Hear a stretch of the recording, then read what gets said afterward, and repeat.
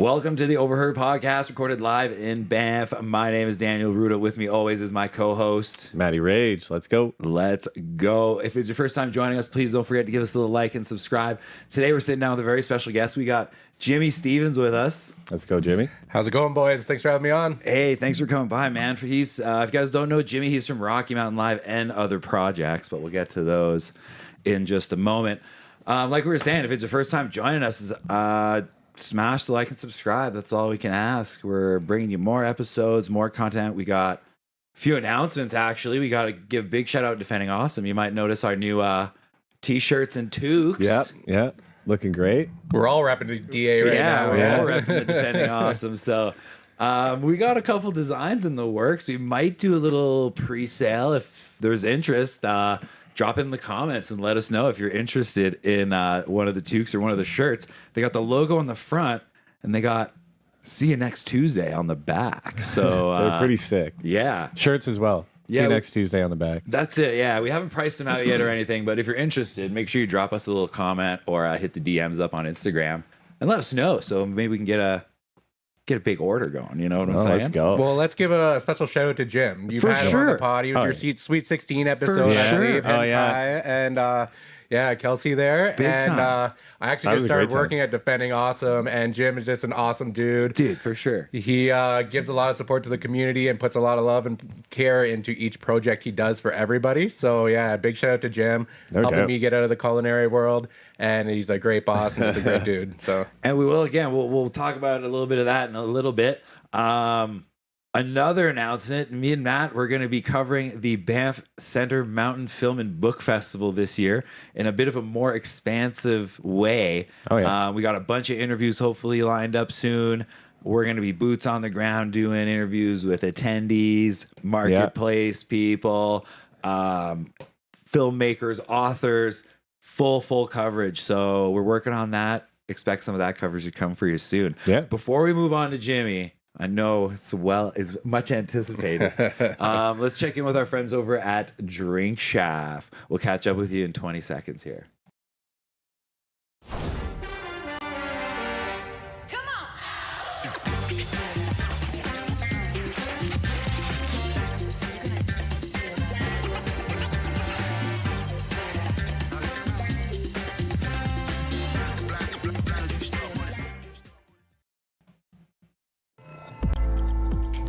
All right, we are back. We all know that autumn in Banff hits different. Crisp air, golden larches, and early sunsets. We're going to keep that mountain energy going with Drink Shaft, the non-alcoholic, all-natural espresso energy drink made for the adventure lifestyle. Fall is all about fresh starts, cozy vibes, and staying sharp. That's why we're going to fall into Shaft. Clean energy for everyone. It's now available in over 800 stores across Western Canada, so go get yours today. Seasons change, but Drink Shaft, it always stays the same. We got the non-alcoholic version. There is also an alcoholic version. They're all available at Townhouse Liquor. You can get them both at the Rose and Crown Banff as well. If you haven't met Jimmy Stevens returned to the Bow Valley to live his dream after rebuilding his life from the ground up. For years, he worked as a chef in seasonal jobs across Canada, caught in the cycle of burnout, substance abuse, and unhealthy habits. Jimmy decided to rewrite his story. He lost 100 pounds, quit smoking and drinking, went back to college to design a new future for himself. Jimmy spent 4 years in college collecting postgraduate certificates related to marketing and events. He won an award in every year in school, including the Major Games Bid Simulation presented to NHL events, an arts and culture honorarium for his work with students, musicians, as an internship in one of Canada's biggest sporting events. Congratulations, man. That's huge. No doubt. oh, thank you. Yeah. Having won events in every single year of school. That's pretty impressive. He returned to the mountains and noticed the need for stronger live music promotion, which is where he founded Rocky Mountain Live, a free digital platform connecting artists, venues, and music lovers across the Rockies. Jimmy's worked tirelessly to leave the service industry behind and pursue his true passion with his new career path, which he seems like he just has, so we'll touch on that in a bit. The goal is to create a movement inspiring people to conquer their own mountains and live the life they dream of. Funny enough, this isn't the first time we've sat down together. This is not the first time, Dan. No, we spent a lot of time together, me and Jimmy, actually. You guys have met before. We met where? At the G7 protest? Yeah, the protest, I think, is where we were hanging out there. It was so hot that day. It was a hot day. Yeah, I was actually there covering Scott Deal and Digital Hobo. I did a little feature video on the power of music and social issues I released on him on YouTube. Yeah. Cool. So yeah, we met there at the G7 protest, and since then we did a couple of events. Jimmy reached out to us to have a part in the Folk Fest first in Canmore, which was awesome. Like, such a great weekend, such a great event. Yeah, Canmore Folk Fest is amazing. I actually volunteered as assistant to the executive director the previous years, Jenna, where I had the idea of Rocky Mountain Live. It was just a way to get involved in the music scene and I love music festivals. So being a part of one and learning from Jenna was a great experience. She has a great team there. So shout out Jenna, Margot, Eli, and everybody out there. Then they allowed me to come back with the booth space. So after meeting you guys, I'd listened to some of the podcasts, and we're two of the new age media in town. Like, you're more established than I am, and I just thought it was a good partnership because it worked out well there. You were at the booth all weekend doing interviews while I was out there filming content.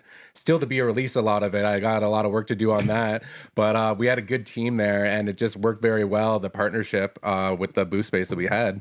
I think so. I think because we're in kind of the same realm, but different, right? Yeah. Like, we're kind of just more on the spot, putting stuff out as we go. Yours is a little bit more refined. Like you said, you're going over the footage, more full-length performances. So I felt it was a great partnership for sure. Kind of the immediate quick hit, and then the longer, more polished coverage as well. So I can't thank you enough for inviting us to do that event. It was absolutely awesome. Given the weather, we still had a great time. Yeah, wasn't it raining all weekend? Oh, yeah, it did. Rained a lot. We got trapped under the tent for a while there. So yeah, I can't thank you enough for participating because it was like good for you having you hold down the space there. So me and the team were out there collecting photographs and videos. So we're actually releasing a full. It's like a documentary on the community aspects of Folk Fest. I'll release sometime in the winter, probably around the warm-up festival time that they do in February. Amazing. And we got features with the Aussie artists, so Kim Churchill, Steph Strings, Lloyd Spiegel, and we're going to work that in how Aussies love coming to the mountains in Banff especially. And Mountain Mansion, he's actually at his fire lookout creating his music, and I actually went up there and interviewed him and shot footage at his lookout there up on Yates Mountain. Amazing. Sick. Right. That'd be a wicked spot to just hang out and rip some guitar. Big time. There's like nobody around. Who you get a body? Well, that's the thing. That's kind of what was an inspiration for a lot of like my social media stuff that we got coming down the pipe is like, we have this background here and like no one's really using it. You know what I mean? Like we have the perfect place to do these things. So stay tuned for all that coverage coming out soon. Let's take it back to the beginning, Jimmy. What made you want to come out to the mountains in the first place? Well, that was when I was 19 years old in Ontario. Back then, I didn't have a clue what this place was, to be honest with you. I was out of school. I was heavy into partying and drugs and stuff, you know, like we all were back then, I think. That's what brought me out here, man, for sure. Exactly. And like coming out of school, I didn't know what I wanted to do. I didn't know what I wanted to do for post-secondary. And I was living in the Peterborough, Ontario area. Oh, yeah. Yeah. And there was just no jobs around. Yeah. Like I couldn't get a job. Like I worked a couple jobs I didn't like. I did pizza delivery. I worked at my grandfather's transport truck driving place, like crushing paint cans, strangely enough. It was like they collected all these paint cans and you crush them and they turned it into something. I don't even remember, to be honest. So I was driving my buddy home one day and I was like, do you know what we should do, Brooksy? He looks at me, he's like, what's that? Move to BC? Because we talked about it before. So I was like, yeah. So we both went home, sent out some applications, and 9 days later, with $90 in my pocket, I flew into Calgary, spent the night at Buffalo Mountain Lodge, and then was taken out to be a dishwasher at Emerald Lake. Sick. Wild. Yeah, no clue what we were getting ourselves into. Neither of us had ever worked in a kitchen before or really worked in our life. So we showed up on the 4th of July, one of the busiest days of the year. Oh, yeah, I got thrown right into the fire, did you? Yeah. Oh, that's a rough start. That's a rough start. You're like, okay, welcome to the kitchen, buddy. You're about to see absolute chaos. Like you're about to witness hell on earth right now. Like Yeah, it wasn't fun. It wasn't a fun day. And back then, I didn't appreciate the mountains as much as I grew to over the years. But this place always felt special to me. I worked a lot of seasonal jobs over the years, but I've always come back to the Rockies. And I've just like grown that appreciation over the years. But when I first got out here, it was literally just to get away from Ontario, get away from the drugs. But honestly, it got me more into drinking. Yeah, For sure. It can have the opposite effect. Like I moved out here pretty late. Like I was like 28 when I moved out here. Yeah. So I was kind of like half-ass over the party scene. I mean, I did a little bit when I first got here, as we all do, but yeah, I didn't get too far into the Banff rabbit hole. Well, I did big time because it took the two things that I really enjoyed the most, which was partying and then snowboarding. And then there was a bunch of jobs in the service industry, which bartending was perfect. I could work nights, I could drink. I was involved in the social aspect of it, so it kind of like ticked all the boxes for me. Yeah. So the first 10 years, it was. Any advice? Any advice for someone looking to make the Bow Valley their home long term? Well, I'm currently trying to make the Bow Valley my home long term. So my strategy is, I think that's always important when you want to make a place your home to give something back to the community that makes them want to keep you here, especially in a place like this that's so transient and hard to make work, really. No doubt. So that's why I started Rocky Mountain Live and my new project we'll talk about later. But I really realized this when I started in music back in Ucluelet. So I've worked a lot of seasonal jobs over the years, as I said, living in a lot of Savicoms, but I went down to Yuki by Tofino and I got there and I just started doing fun things. I started putting on a drop-in softball game, and that we started having 2 teams and spectators and a barbecue every week.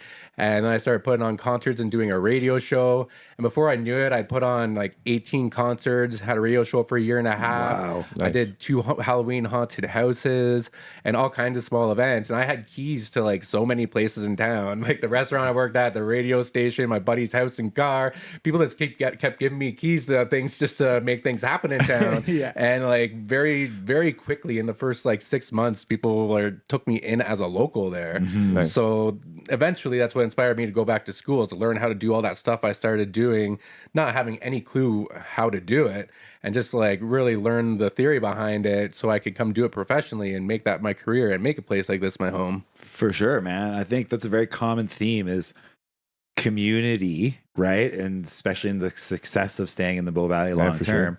But I think you've taken it a step further, and your Ucluelet story is like actually putting on events for the community. It's probably the best way, right? Like volunteering your time at events is easily the best way to get people to know who you are, because the people that are running these events, they'll see you show up. For sure. It's They're like, usually people that have been in town the longest, right? And growing your network will help you find those places to stay, will help you find those jobs, right? Oh, hell yeah. Well, congrats, man. That's awesome and insane stuff. So you started kind of doing this community stuff, decided you were interested in running events and that type of thing. What programs did you take in school? Yeah, so when I went back to school, it was kind of a strange time because I knew I wanted to go back to school and I planned on going back in 2020. And we all know that plans all got 2020 back then. So, you know, everything kind of changed. And I originally wanted to do a sports management program that was 3 years long, because sports has always been something that I enjoy being involved in. And I grew up, my grandfather was actually an Ontario Minor Hockey Association executive member. So it's something I grew up in, nice. right? Yeah. But then when the pandemic hit, I didn't know if I wanted to dedicate 3 years to school. So I had all my savings, and then I suddenly didn't have a job and had to live off my savings. So I switched to a 1-year event management program because I already put on events and had an idea of what it was like, and I wanted to learn how to do it. So like, I thought when events did come back, that other than focusing on sports, I'd open that door to music and other things, right? Nice. And I really enjoyed that. But then I wanted to still learn sports. So I found a 1-year postgraduate sports business management. So then I had two postgraduate degrees, and during those I learned how to do some graphic design, and I realized that it was all about marketing. So I did a little bit of marketing for my events in the small town, obviously, but I started to get good at Canva. And good's a little bit of an overstatement. I thought I started to know how to use Canva and put some things together. So I took a 1-year regular certificate for Media Arts Fundamentals, which is like a crash course in graphic design when you don't want to do 3 years. And I was doing all the events at the campus pub that year. And then I got good at some of the Adobe programs. Again, good as an overstatement. I'm still learning. And then I took another postgraduate for digital marketing communications to give me that well-rounded skill set in digital marketing. And sometimes people ask me, like, why 4 different things are so different? It's like they work very well together. For sure. We were talking about this, I think, at the Folk Fest on how you're kind of criticized maybe by some of your peers of having such a wild or varied skill set, right? I don't know if criticize is the right word. It was just people like didn't really understand why I was doing 4 different things because they're not in that world. Like they work their jobs in their professions. For sure. And don't realize that when you're putting on events, you're often one-man show doing everything. So you're doing the graphic design, you're doing the website, you're doing the social media. 100%. You're a little bit everywhere. You're doing the business side of things. You're doing the financial side of things. So the postgraduate programs, they kind of do that. They kind of like event management and sports business management are basically both business management courses that use events and sports as examples. For sure. And like our professor and program coordinator in sports business, he made a very good point of that. He's like, one guy took everything he learned from here and now he sells tools because he realized that it basically was just all business skills. Fair enough. Yeah. Well, that's some good forethought on your behalf, honestly, to vary your tool belt, and so to speak. We talked a little bit about in your intro about rebuilding your life from the ground up. When you look back at the person you were before you started this change, what's the biggest difference that you see in yourself from then till now? Well, there's a few things really. That's a really hard question to answer. So I think basically my curiosity and willingness to learn. I was always like able to learn, but I would never put that effort into really going out to learn about like just those different skill sets. Like I was a cook, I was a partier. That's kind of what I spent my time on, watching TV shows and movies and listening to music and like always like looking for the next drink or the next bowl I was going to smoke. But now like I just have so many different interests and I have that drive and willingness to learn about things and also just like taking care of myself. So I was always out for that quick dopamine hit, you know? Yeah. You're looking for that next bowl, you're looking for whatever party you're going to, that next joke that makes you laugh, not putting that extra effort into making yourself feel good. So there's actually, you know, Andrew Huberman Lab podcast. Big time. So there's an after school special on YouTube. One of the after school episodes is him. And he talks about like, putting yourself in more uncomfortable situations gives you a longer dopamine hit. So when you take those short ones, you'll get those quick dopamine hits and it'll over the time you'll just like not feel as good as it felt in that moment. And you'll work yourself into depression. Right. Where if you do things like work out and put a hard workout in the weights and go in an ice bath for 3 minutes, that few minutes is going to suck while you're doing it, but then you're going to feel so much better for so much longer after, and it puts you in a different mind frame. So basically those things, my curiosity and my willingness to work harder to feel better. For sure. I think anything that you put in, you will get out is kind of what I take from what you've said, right? Is the drive that you find when you start putting these addictions aside and focusing on something that you really love. And if you can fall in love with yourself and like, you know, really work at that. True. It's an addictive feeling once you start getting progress, right? Was there a moment when, like a specific moment when you're like, I just got to switch it up. Like we got to make a change here. I don't think there was a moment. I think there was moments. As I said, I was a seasonal employee. I went to a lot of different places. I partied a lot. You know, you just get in situations where you just you know, you've had those blackout moments where you don't even know what you did. You just embarrass yourself. You didn't even do anything bad. You just like wake up. You're like, oh no, you pissed some people off last night. You're too loud in staff residence or whatever. You know, I lost a couple jobs along the way just from partying. That hungover dread when you wake up and you're like, fuck, what did I do last night? Oh no, dude. Oh no. Yeah, exactly. And there was like moments, like people that knew me in a past life might say, oh, I know the moment, but like they're wrong, to be honest with you. I just always kind of knew that life wasn't for me, and when those moments would come up, it would kind of solidify that. But it's so hard to know how to get out of it when you're in the culinary industry or food service industry and you're in the party scene. You really don't know how to get involved in the other things to get yourself out of it. So, you know, I always knew that I wanted to do it, and there was never really a moment, but like I just never felt as good about myself as I knew I should. So it was kind of just like, over time, I just got sick of it, and it was like, now is the time to really start doing it, and it was just a step-by-step process after that. Very well said, man. I'm glad you brought up the restaurant industry. What role did that play in the old you versus who you are now that you've left that behind? Yeah, I'm not gonna even dunk on the whole food service industry. Like it can be good for you in ways. It taught me work ethic, taught me life skills, made me lots of friends. Yeah. I had a really good time for a long time. Like I'm sure you guys. For sure, we're still in the food industry. Yeah. Like I enjoy my job. I love it. Like I feel like it's a fun way to go and make some money for me. It uses a skill set that I think I'm good at, going and talking to strangers. I'm not, it's something that, like a muscle, you work at it over time, you kind of get good at it. But I don't know. It's it has its positives and it has its negatives for sure. And the substance abuse side of it, unfortunately, is one that comes with it. Yeah. Part of what attracted me to it in the first place, right, is being in that party while you're working. It was kind of fun. Like I know now we're more in a restaurant setting, but I come from bars and nightclubs.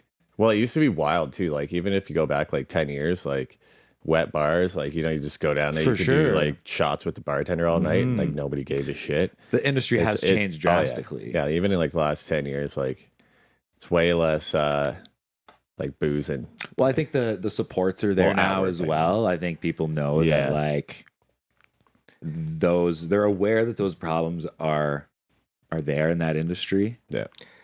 Yeah, I agree with that. And the role it played in the old me, it was just like, that was who I was. I was who people saw me. They saw me as the chef. I go to a potluck and I'd be the guy that helped everybody cook all their stuff.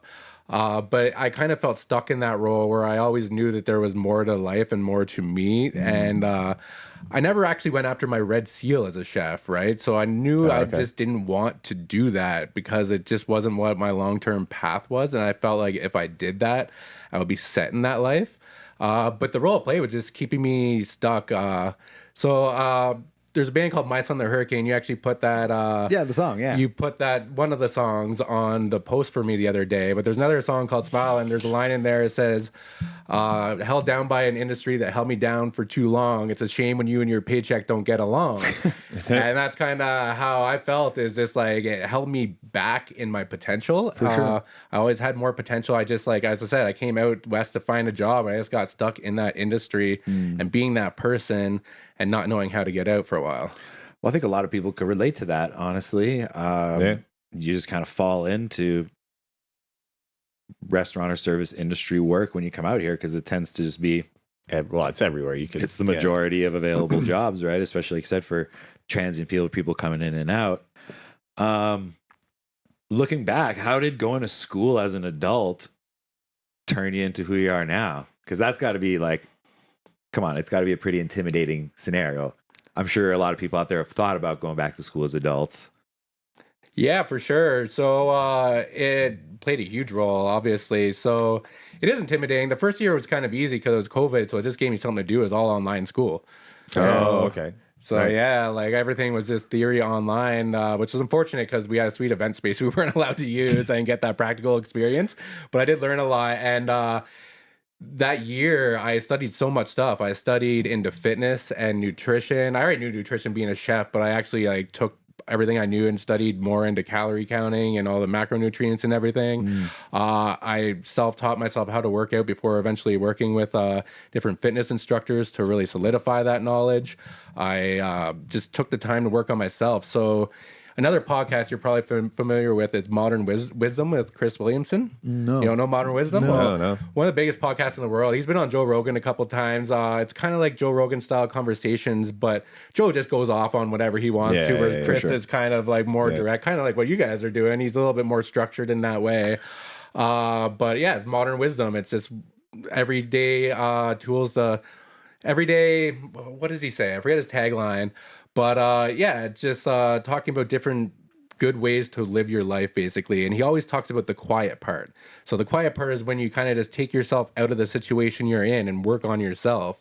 And you kind of cut yourself off from all your people in your life that aren't really resonating with what your higher value is really. And you just really work on yourself. So like it gave me that time, both COVID and school, to work on myself. And going into school when it was students and everything was intimidating. I was a lot older than everybody. I didn't really... I'm sure you guys can relate. You've talked about this on the pod where it's hard to relate to younger people in the industry who come in at 18 to 20 years old and just kind of talk to you like you might not know what you're doing, where you're like, kid, I've been through what you're doing. You know? For sure. Was your approach different? I just wrote a little thing down.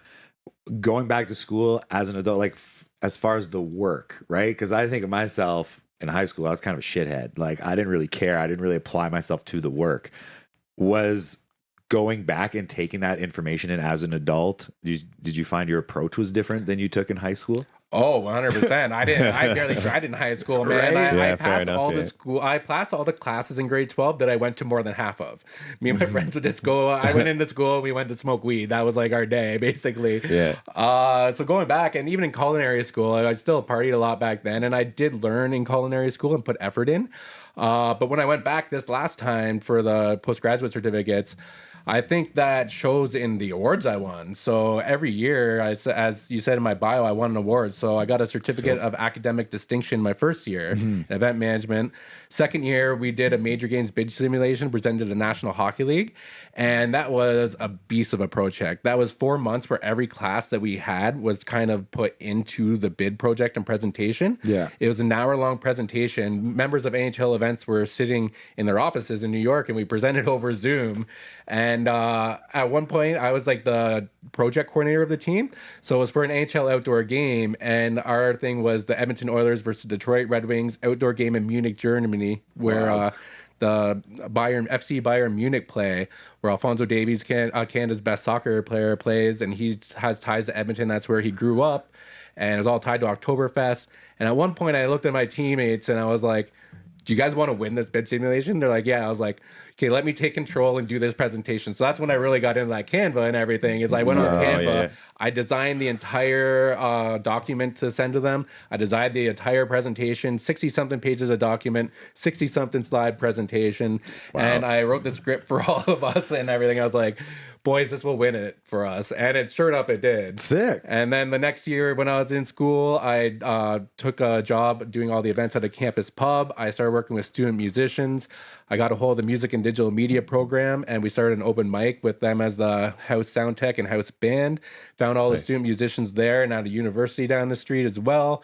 Started working with Kingston Live, so that's where Rocky Mountain Live comes from, is another website called Kingston Live and Live Victoria. And started bringing bands from around town to work with our student musicians on Fridays. And I got a arts and culture honorarium from the student association there. And the next year we did another simulation of a digital marketing agency where we work with a live client, where we work with a band, and we got best marketing plan out of 9 teams. And I was the project coordinator for everything. So just taking that initiative, it really showed the school and the teachers that I was doing the work for that I had that drive that the other students didn't. For sure. Like you probably wouldn't have had that drive if you went taking these courses fresh out of high school, right? Oh, no, not at all. I would have just been partying. Yeah. Like we all know that's true. And sorry, I was going to say, the thing about postgraduate is that you're actually coming from a different program. So like most people in postgraduate programs do have a bit of drive, especially sports business. There's people coming from all over the world to take this course because there's an internship involved. Cool. So a lot of people do have the drive in there, but like, yeah, it's still different when you're a little bit older. Definitely. Like you would approach it with a bit more, like a totally different view in my perspective, right? I think of like if I went to school now, and especially being so focused in something that you're driven to learn, like, man, I hated math class. And like, they make you read this, they make you read that. But now, like, as we're diving more into the Overheard Podcast project, like, I'm learning every day and I'm researching, like, you know what I mean? Like when you're really, truly involved in it and like you love what you're researching, like that drive just hits another level, So congratulations on your achievements, man. Thank you. That's huge. When we're talking about burnout, we talked about it again in your bio. A lot of people hit there and stay there. What do you think gave you that push initially to get your whole ball rolling into your new life? Well, I think that the push has to come from within yourself, basically. I think you'd agree. You had to get there at some point. you know, like for years, as I've said, like I just didn't feel like I belonged in the life that I was in. Like I said before, I grew up in a house where my grandpa was the Ontario Minor Hockey Association executive, so he was well known around the community. I started to get to know that stuff in Yuki, where I was just on the radio. I was talking to people. I was out doing things I didn't know how to do them, but I found a way to do them. I had volunteers working with me, like our haunted houses. We had like 15 volunteers just like donating their time to make arts and crafts and do this whole play where we did 15 different runs in the night. And I just saw more potential in me, and I knew that I could do things. So basically, just getting out there into the community and having a hobby that I was interested in. So just having those events that I was putting on really gave me more of a sense of purpose than sitting back in a kitchen and cooking people food. Yeah. Like that can be fun. Like I'm sure you can, like, it's always a good feeling when you cook a big group of people a meal and they really love it. But there's something else about like just going out there and creating something on your own and having people support it. So the push just basically came with myself. Like I weighed over 300 pounds. I've lost 100 pounds and I just didn't feel good every day. And I wanted to feel good about myself and what I was doing every day. So there's no real thing that gave me the push other than myself. Fair enough, man. Yeah, no doubt. Like I said, I've been there as well.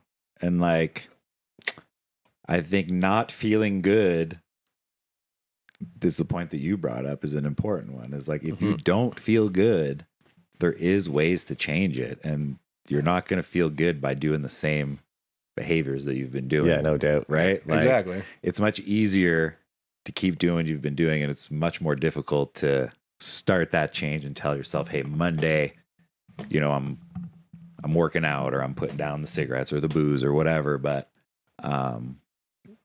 yeah, I don't know. That's got to be the hardest part. But you got to find that point. Like, without finding that point, I don't think moving forward from there is possible.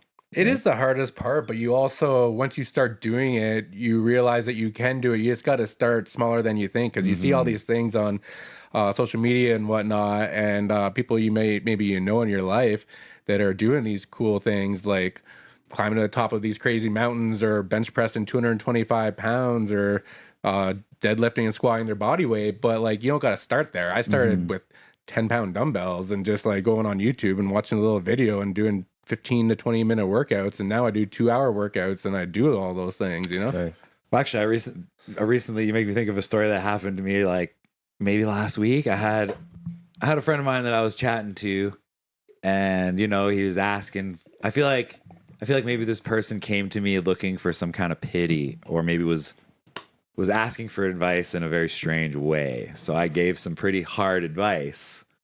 And they ended up like kind of crashing out on me a little bit. But the whole point of the thing was like, this person didn't know where to start as far as like changing their lives, or where to begin in being a better person or a better whatever. Right.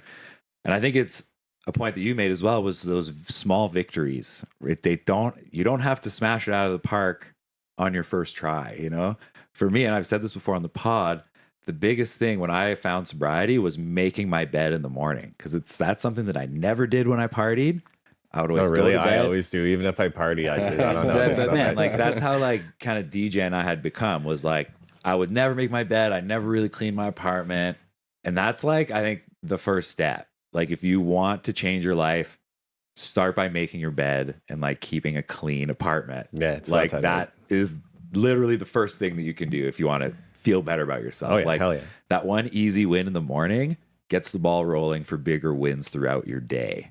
And you know, it sounds corny as hell. Snowball effects, buddy. But it's true. So it is true. So there's another podcast I listen to called The Mindset Mentor. And it's just quick things every day, like 15-minute episodes. And the guy talks about that dopamine reward system we were kind of mentioned earlier, For sure. where you kind of have to create this reward system within your own brain to do these things. So time. he gave the example of like Kobe Bryant. He probably didn't even realize he was creating a dopamine reward system, but every single time he scored a basket in basketball, it gave him a reward. It wasn't that he wanted to be the greatest basketball player to ever live. He did, but it was just like he got there doing the process of creating that reward system within himself. For sure. So every time that you do something, maybe you don't want to.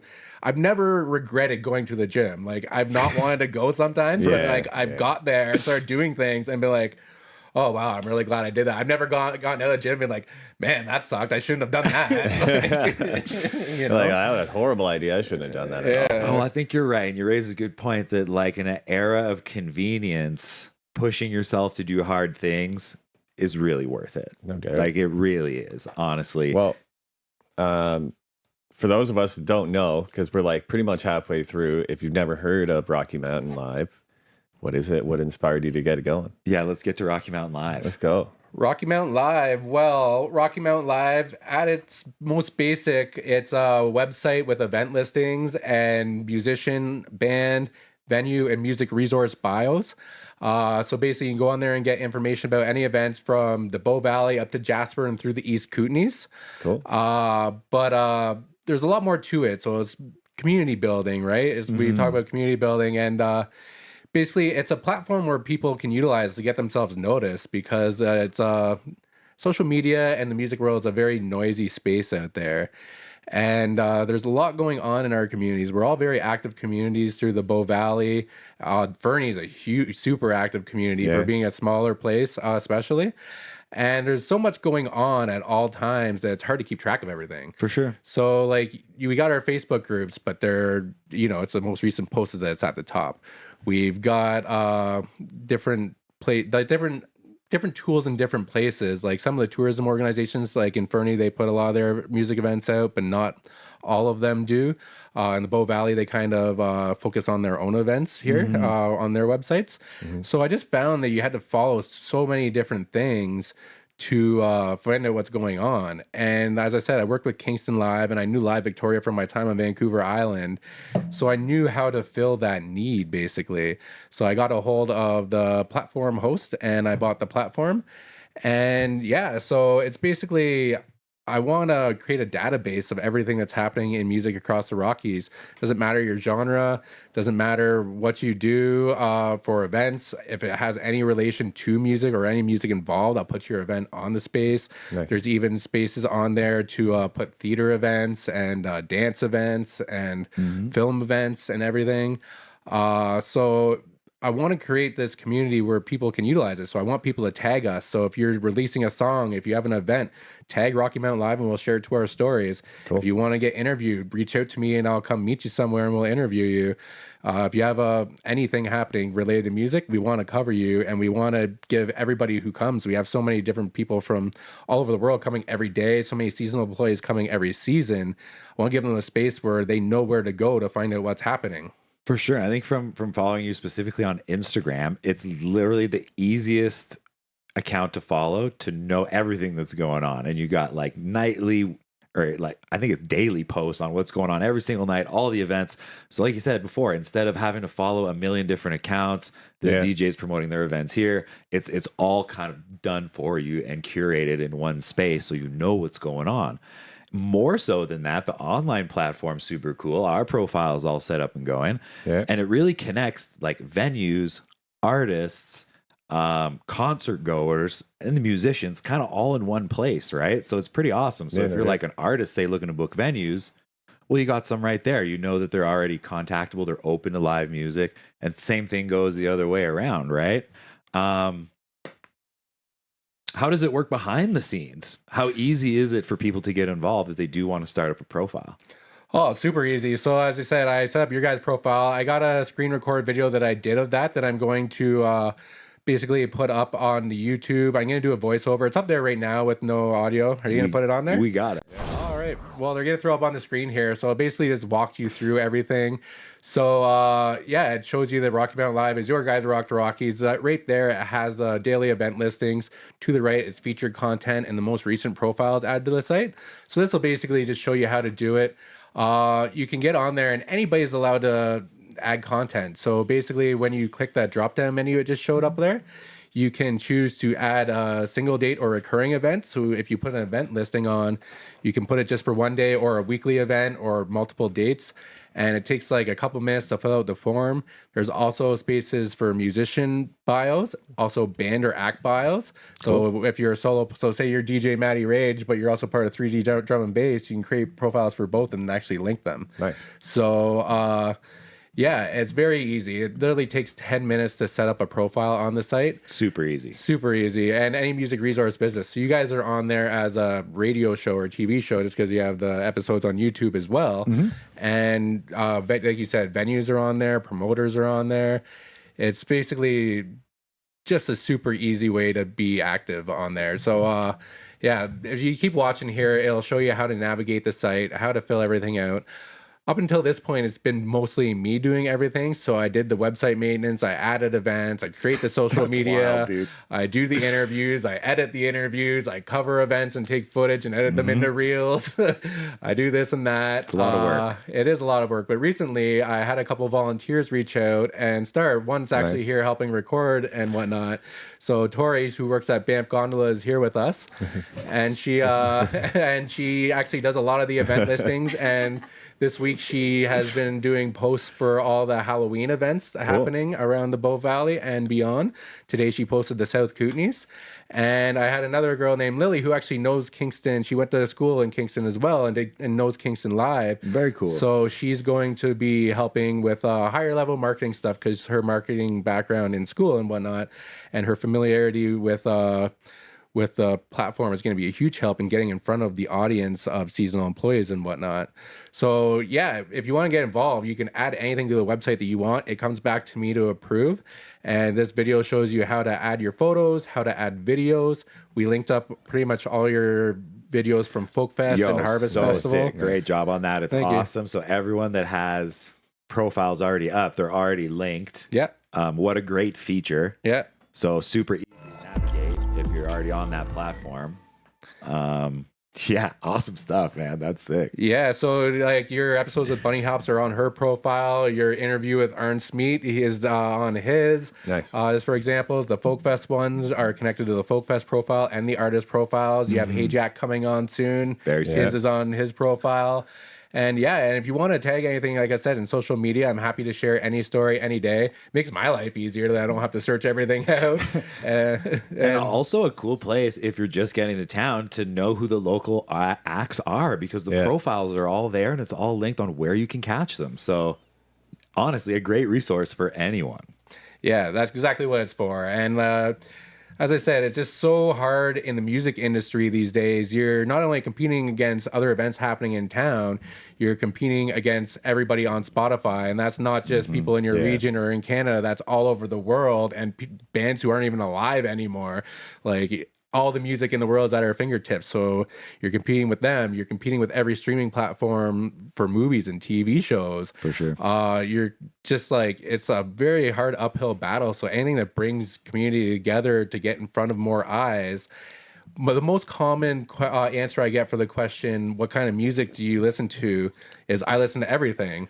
So, like, you know, I think that a lot of people do listen to a lot of different types of music and that people can enjoy more shows than they realize. So people think when they're going out to a show, you know, oh, that's a folk show or that's a DJ show and that's my scene. But if you go out to any live music event, you're probably going to have a good time. Yeah. Genres are pretty subjective these days anyways. I found that out quite quickly at Folk Fest and Harvest, like especially Folk Fest, right? You think of folk music as a specific genre, but it's kind of expanding more and more. It's it's not a very... It's like EDM, man. Like I'll find a new genre like every 2 weeks. I'm like, what the hell is this? Folk adjacent music is kind of growing and there's no really set boundaries. So I found myself discovering new artists and new styles of music that I was like, you know what I mean? Like finding new music. Oh yeah. Is one of the true pleasures of life, I think, right? Like, how easy is it to go to an event and just be immersed in new things? I've been to some pretty wild shows that I didn't think I was going to like, but I'm like, yeah, fair enough, man. This is pretty sick, not going to lie. That's it. Yeah. So I think I mirror your thoughts, and a live performance is great no matter what genre. And, you know, trying a new genre, might fit your fancy. You never know, you know? Yeah. Well, I find when you get into artist bios and stuff, like my favorite types of music is genre blending music. For sure. So you'll find that when you find artist bios these days, there'll be like 4 or 5 different types of music listed to bring in their style. I think that the 2 scenes that thrive the most in the mountains are folk music and electronic music. For sure. Yeah. And who is the biggest act to come out of, they're in the West Kootenays, but out of the Rockies and beyond in the last like 10 years, probably Moontrix, who is folk electronica. Yeah, a blend of both. Roots Yeah, electronica is how they describe. And I actually have an interview with a couple members from Moontrix from Calgary Folk Fest I've been sitting on that I'm going to release soon. Oh, cool. And yeah, they're just, they found that way to like take those 2 scenes and bring them together. When you go to a show in the mountains, you'll find that the people coming are either our folk fans or electronic fans, and they get there and they just like find that they really, really love that all coming together in one. Amazing. I love it. I think it's a great platform. It's Yeah. a great idea. You should definitely go give them a follow on Instagram. And if you're an artist, don't be shy to go make your profile on Rocky Mountain Live. What's the next step for Rocky Mountain Live? Well, the next step, I got lots of growth plans, so some things you have to stay tuned for. We really got to build out the team, though. So I'm trying to... Rocky Mountain Live is designed to be a collaboration of people. So as I said, I had a couple of volunteers start recently. Big shout out. And maybe we can get Tori to come on in a second and say a couple words about like what she does and why she joined Rocky Mountain Live. But we're looking for more people. It's a volunteer-based platform. Live Victoria and Kingston Live were both designed that way. So there's these models in these cities already that have been super successful. And basically anybody who has any skill that they think that they could bring to Rocky Mountain Live, reach out.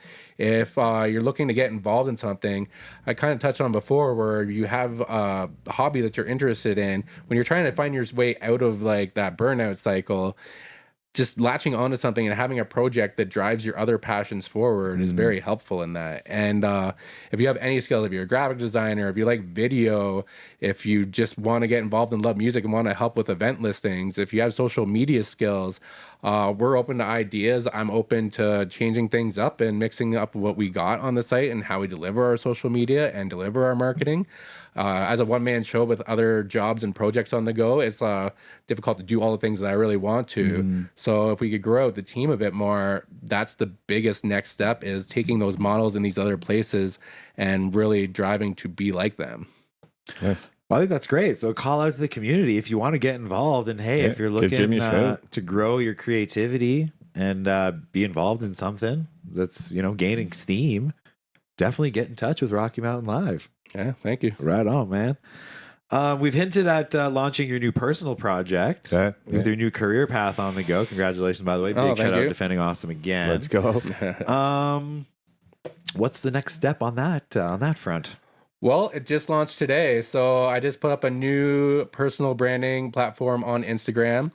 It's called Big Jim _ Big Mountains _ Big Dreams. And, I've always seen those influencers out there and thought, like, why not me, right? So it's going to grow into an influencer platform. So basically, I want to learn skills from people who are doing amazing things. As we said, I got a little bit of a varied skill set, and I really enjoy learning from different people about what they do. So I want to create content. Eventually, I want to do very polished documentary little videos, like 20 minutes on people's lives and their stories. Cool. So I have 3 questions that I want to ask people. So I got tired of hearing people telling me they're living the dream when you're at work. You go into the restaurant and you ask people how they're doing, like, it's living the dream, very sarcastically. Yeah. And so I thought, like, why are we not living our dreams or actually trying to? So that song that got you to publish from My Son the Hurricane, I got you to start on a very specific part where it said, we grew up knowing that we could do anything, but anything quickly turned into everything, and everything was more than we could have imagined. And then what happened? So it's like, we grew up with all these dreams, and then we just get sidetracked in life and just stuck in these lives. Yeah. So why aren't we trying to chase after our dreams? So I want to ask people, what does the phrase living the dream mean to you? And I think that we've all overcame more mountains in life and more obstacles in life than we realize to get to where we are. And when you think about all the things that you've done in life, that you can believe in your success more. So my second question would be, what's a mountain in your life that you climbed that you're very proud of? And then I want to give people advice on how to get into new careers basically and just live in a better way. So I want to ask different people kind of the same questions you're asking me. For sure. But like, what's a step that you take in your day-to-day life to try to get to your goals? Like whether that's making your bed or going to the gym or like doing something involved in your career, anything like that. Do you want to give advice to people that helps you? So I basically want to just talk to people, get their answers, inspire some people along the way. And I want to do the features on, I can start out doing smaller features just on people around the community and eventually get to these more expensive videography published episodes on YouTube where people bring me into their jobs or their lives and they just teach me a skill and teach people what they need to do to go after that career. So I got a photographer in town. Shout out to Deo. He helps with Rocky Mountain Live. Nice. He helped you at Harvest Fest. I believe you met him there. He took some pictures. Absolutely. So I'm going to do an episode, quick episode with him on just being a photographer that travels around the world. Cool. I'm talking to a guy at work at Defending Awesome. Shout out Defending Awesome. Yeah. Jay there about doing one about being a designer basically in his life and things that he's done in his life. And yeah, I just want to get my name out there mostly. So a lot of people don't know me around the Bow Valley. Being on the pod helps with that. For sure. And this new platform just lets people know who I am and what I'm about. And today I published on a pinned post what my long-term goals are and what my next steps are to just get there. And I'm just going to show who I am, what I do, what I'm about. So give me a follow on there. If you've ever wanted to support a success story, help me out and we'll help other people out along the way. Well, Jimmy, one thing I know since we've met is your drive and your passion and your willingness to collaborate with the community, right? Yeah, no We're doubt. in the space of social media where a lot of people are pretty guarded and are pretty not open to collaboration. I got the opposite mentality personally, and so do you. So this has kind of been like a really cool meeting of the minds as far as how we can kind of get a positive message out to the community, right? What's one lesson that you've learned from your recovery and your whole journey that applies directly to your business mindset or your creative work? One lesson is that you got to work on yourself to be able to help others. So like when I was doing those events in the community before in Yuki, like that was during my party days and everything. And, you know, I was helping the community have fun and everything, but I wasn't really helping anybody. And I really we're all altruistic people who want to have that meaning in life. And I found that like, you need to work on yourself. You need to get yourself out there if you want to help others. So, you know, I put in all that work and I finally found what I want to do in life. I found a wonderful woman that I love now. Shout out to Jess. It's actually our 1-year anniversary this Saturday. So congrats. Have a fun thing that we're doing on Saturday. It's a little bit of a surprise, so I'm not going to ruin that. But follow Big Jim, Big Bounds, Big Dreams, and you'll see more content on that. Nice. But, you know, I would never found her or my new career without putting that work into myself. So, fair enough, you know, and the whole Rocky Mountain Live, like getting that creativity out there, I'm going to grow more getting my own self out there with this new platform. So, you know, putting that work into yourself is the biggest thing that you can do. Thanks. For sure. I think trying to help the community while yourself is still needing help might be, you know, first things first, right? Exactly. Showing up in a good space for the community should be your number one focus. Yeah, you know no what doubt. I'm saying? What's your mountain right now? What's the next big thing you're working towards?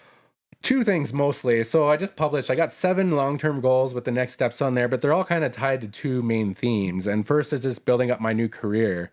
So that's what I'm doing with these 2 platforms. I'm still working jobs. So shout out to Jim and Kai at Defending Awesome for giving me a great part-time job that's related to the fields of study there that I've worked on for the last 5 years. They're a great team and it's a very fun environment. And shout out to Bunny and John at Mel's as well. Melissa's Mistake. Yeah. So I just started doing their social media as well. But I want to grow out my team. I want to grow my platforms. I want to add more people to the team. So yeah, hopefully I can have a team where I just kind of oversee Rocky Mountain Live and people get to use it as a platform to drive their own careers. And on my platform, I want to go feature people that helps their businesses and their careers as well and grow my platform so people get more eyes on them. So yeah, that's my mountain, is just like building these 2 things up. So it is my full-time job where, you know, my new jobs, they know that I eventually want to kind of take a step back where I'm kind of more casual employee at Defending Awesome, but bring them jobs where I can do the work for people on merch and stuff that I bring them. And Mel's knows that I want to eventually have people on my team doing their social media where it's not just me, so we can work with different venues around the Rockies and kind of take over their social medias and drive their businesses further. So yeah, it's all long-term goals for both of those platforms. And the other one is just I'm on my second fitness journey as well. So we mentioned that I lost 100 pounds before. Yeah. But then I added some back, but it was like a lot of good weight. So I like lost 100 pounds. I started bulking up to add muscle. I had some unwanted weight again there. And then I kind of got more comfortable with my workouts and my diet in the last 2 years than I should have. So now I want to take myself back out of that comfort zone and push myself in different ways, get into peak health. Basically, I started going to see some doctor. I'm almost 40 now, so it's about that time you get some things checked up on. For sure, you know? yeah, for sure. So those are my two things: is getting into peak health performance and just driving that new career where it is my whole career, my whole life, the way I want it to be. Right on, man. Some lofty goals, dude. One thing that solidified your appearance on this show was, I think, a moment where we were talking during one of those rainstorms at the Folk Fest in Canmore. And it was like everyone that was there in that tent. It was like me, you, Hey Jack. I forget who else was there, but it was like everyone that was there in that tent, we're all people that were doing something. You know what I mean? Like using our time to further projects that really mean something to us. You know what I mean? And that's like a really positive thing. I think if you're out there looking to change your life or conquer a mountain, is surrounding yourself with people that are trying to do the same. Well, let me say something on that. I just want to give you props too, because like one of the things that solidified my doing my new project is you. You kind of inspired the new project. Thanks, brother. Because you always tell your story on this podcast, and I thought if Dan tells his story, I can tell mine. I'm going to take a different approach to it. But we were talking, as you said in there, and I kind of looked at everybody who has helped me that weekend.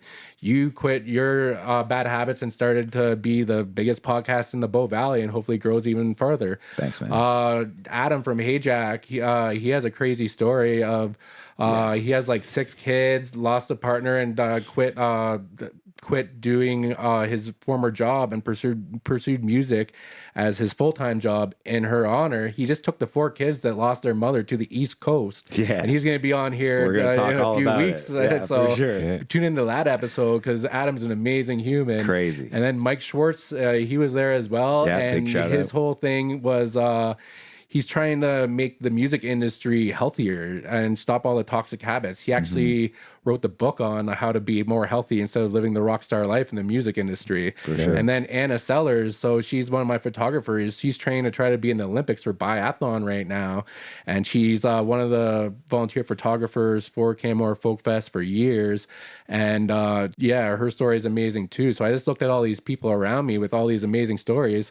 And I want to do episodes on all 4 of you eventually. Let's do it, man. Yeah, I want to get down. I have a videographer who's ready to do these episodes. They'll be expensive. So if anybody out there in the Bow Valley or beyond listens to this and you're interested in inspiring people to do amazing things in their life, I have a bunch of episodes lined up that I want to do. They'll be a little bit expensive, but I want to find sponsors who want to be involved in these. And as I grow up my following on Big Jim, Big Mountains, Big Dreams, I want to expand the reach, and it's a very scalable thing. Like one of my main goals is to do Jonathan Taze with the Winnipeg Jets. He just came back after he went to India. You know his story? No, I heard something about it. Somebody was talking about it at work.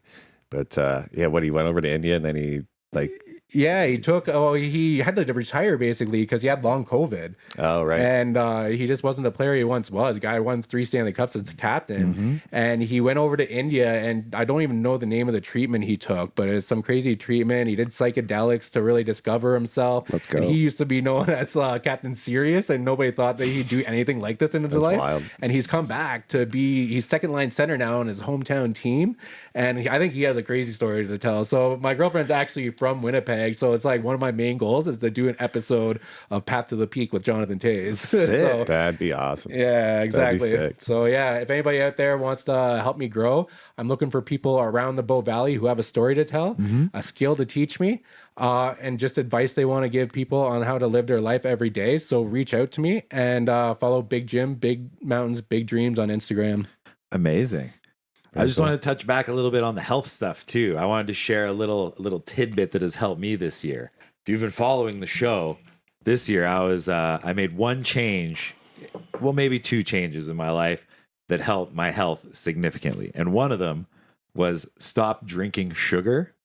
Oh, So yeah. like, I forget what piece, I saw some document, whether it was a video or something, that showed how much sugar is in these drinks that you drink all the time. You drink apple juice, orange juice, or you're having, Pepsi every day or every 2 days or whatever. The amount of sugar that's in that is crazy. Oh, I have way too many of those a day. That's it. One thing that I did was stop drinking sugar. So whether that's like coffee and stuff, I used to have a shaft on Tuesdays because, of course, shafts are amazing. And they're pretty low in sugar. They're not so bad. But just like my everyday, the sugar that I was drinking, I totally cut it out. And if you haven't looked into it, fasting. Like, intermittent fasting can be huge. I am not a medical professional, but my experience with fasting has been incredible in the past year. So again, I'm not like a medical doctor or anything like that. We're not here to give medical we're not advice. here to give medical advice, but like go research it for yourself. And I don't know, especially for men, there can be a huge benefits to fasting, and it might help you along your journey. No, I agree with that. I actually have a little bit of sugar in this coffee right now, but I've started to drink like 80% of the coffee black recently, and I stopped drinking sugar like years ago when I started losing weight. My girlfriend actually got me into Western Family carbonated beverages with 0 calories. Yeah. We destroy Western Family carbonated beverages. Just crush a case of them. I'll give you another pice of advice to help me lose weight. So it's all about calorie counting, right? Mm-hmm. Everybody knows calories in, calories out.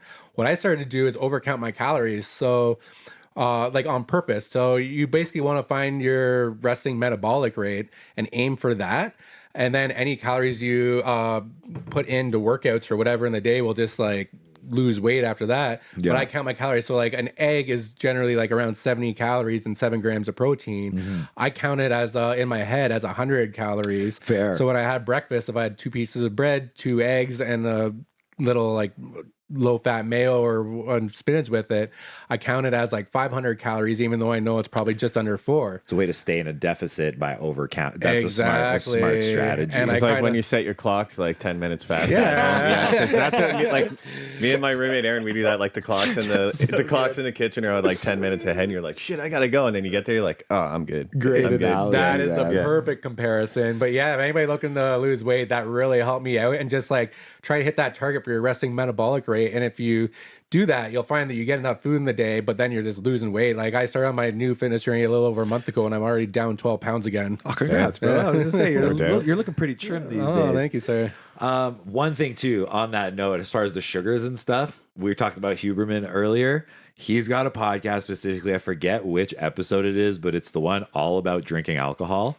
That's a good one. Yeah. At one point in that episode, he states that I think it's 2 alcoholic beverages a week is enough to fully cancel out any type of physical activity that you've done during that time period. Oh no. So if you're working out, I'm going in reverse, I think, at this point. Yeah. So that's what I'm saying. Like if you're working out or if you're paying for like a personal trainer or something like that, and you're having more than 2 alcoholic drinks a week, they won't tell you this, but you might be wasting your money. So like if you do have health goals, alcohol consumption is probably your number 1 hindrance to those goals. No doubt. So yeah, my recommendation would always be put down the booze, baby. Yeah, that and cigarettes too. Cigarettes. Fuck, I'm going in double reverse. But Huberman, like his tagline for his podcast is science-based tools for everyday life. Yeah. And if you want to know anything about the mind or the body, I guarantee he already has an episode on it, and it's all the most recent peer-reviewed science. Yeah. And I even listened to one when I was starting my ideas for a big gym, big mountains, big dreams on scientific ways to set goals. So yeah, I have in my notebook a lot of stuff written down about that. And yeah, Huberman Lab is a great podcast and just mindset podcast. Like if you follow along on my new platform, I'm going to share some of my favorite things that I've heard in these podcasts. I got a big long list and that can go for a long time. I listen to as many podcasts, whether they're hockey based or mindset based, as I do music these days. So it's wow. Yeah. Well, I think that goes to finding your passion. Like I find myself in the same situation. If you asked me 2 years ago, I would probably never miss an NFL Sunday, or especially the first Sunday of the year. Fair enough. This week, Harvest Fest was on the first Sunday of the year, and I'm like, it wasn't even a thought in my mind to not do the Harvest Fest coverage, to stay home and watch football. It's just like, when you find what you're truly passionate in, that drive just kicks in, and there is no, like, it doesn't even feel like work. You know what I mean? Like, Oh, I know. this is our day off of our restaurant jobs. Yeah. And like, I'm not like, oh, I have to work today. You know what I mean? Like, I feel like when you find that thing that you truly love, that passion, that drive will come along with it. So if you're out there and you're in a rut, you're looking for your thing, just keep trying different things and you'll find it. Yeah, like I said earlier, you got to find a hobby and something that interests you. So when I started doing events and started putting on concerts, like I said, I had no idea what I was doing. I literally just started talking to people who went on the radio because back in Yuki, they let community members have a radio show if they wanted. Basically, they give you a key and a couple hour time slot. Yeah, and then I just like, I always loved music. And then when I found you put on an event, like it's a lot of work. And then there's a point in the event where you look around and everyone's having a good time and everything's going well. And it's like, yeah, I did that thing. Yeah. So like, well, whatever you're interested in, there is a way to get involved in your off time. And I used to have that fear of missing out on the party every day. Like I feel like I was missing out if I wasn't going out, if I was hungover and just like didn't have the energy to go out. Like, man, I really wish I was there right now, but I never get that fear of missing out anymore just because I found joy in doing the things that I do every day. For sure. Nice. Yeah. Very well said. How can people get in contact with you if they want to volunteer for Rocky Mountain Live or get in touch with you for any of your big gym, big dreams missions? Yeah, so many ways. So the best ways is to follow on Rocky Mountain Live on Instagram or Facebook. We have a lot of content on YouTube as well with interviews and features. And you can reach out to Jimmy at rockymountainlive.ca.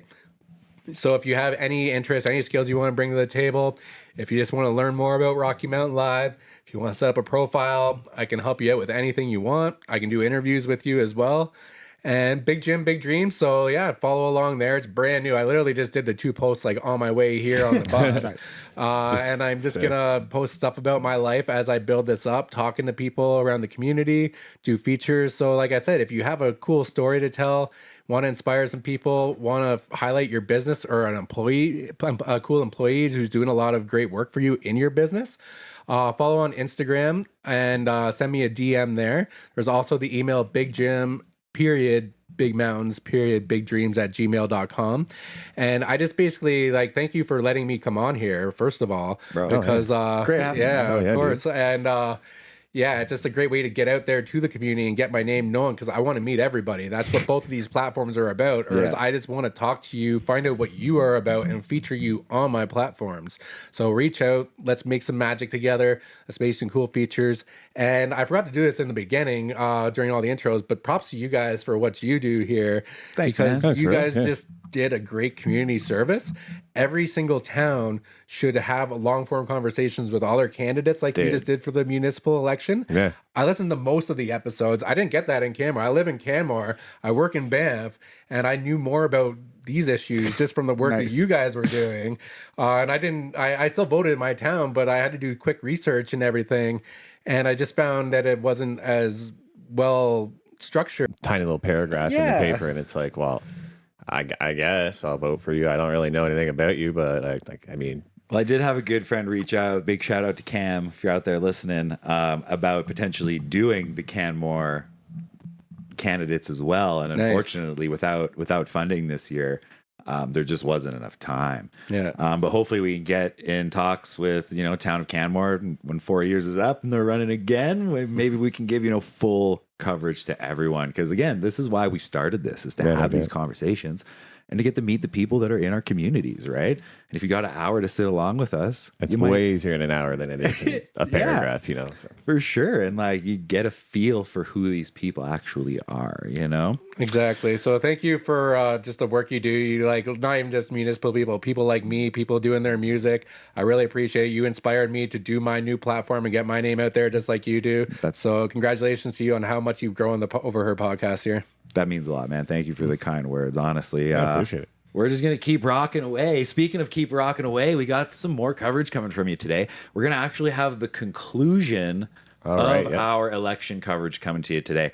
2 p.m. at Town Hall, the swearing-in ceremony for the new candidates will be happening. So we're going to go there. We're going to be getting some footage. We're going to be getting some short interviews with them right after the ceremony's done. No doubt. So catch up with us later. It's not going to be live. I think we're going to be kind of on location. We're going to cut that together for an episode, which will probably be out later tonight, if not tomorrow morning. But stay tuned for our coverage for the Banff Center Mountain Film and Book Festival, which will be coming to you shortly as well. We're going to have some stuff out later today. We got to give a big shout out to Defending Awesome for our new merch and for all their help in the community and with our own projects. I mean, there's no better place if you're looking for anything printed, shirt or, garment wise. They've made the process super easy for us, especially get our sick new merch. And if you want some merch, holler in the DMs. Like I said, I don't have any for production now, but we'll see what we can do. Your one-stop print shop. I'm in training to be a print ninja, and I'm pretty stoked on it. I wouldn't give myself print ninja status yet. Jim, Kai, Jay, they're all really great at what they do, but it is a one-stop shop. We do a little bit of everything there, beyond garments and into banners, like whatever you want printed. So get down there, come say hi. Big shout out. Thanks again. That's all the time we have for today. We got to give a thanks to our sponsor, Drink Shaft, for this episode. Our day one homies down there. Go pick them up at Townhouse Liquor or at Rose and Crown. Stick with us. We'll be back with you shortly.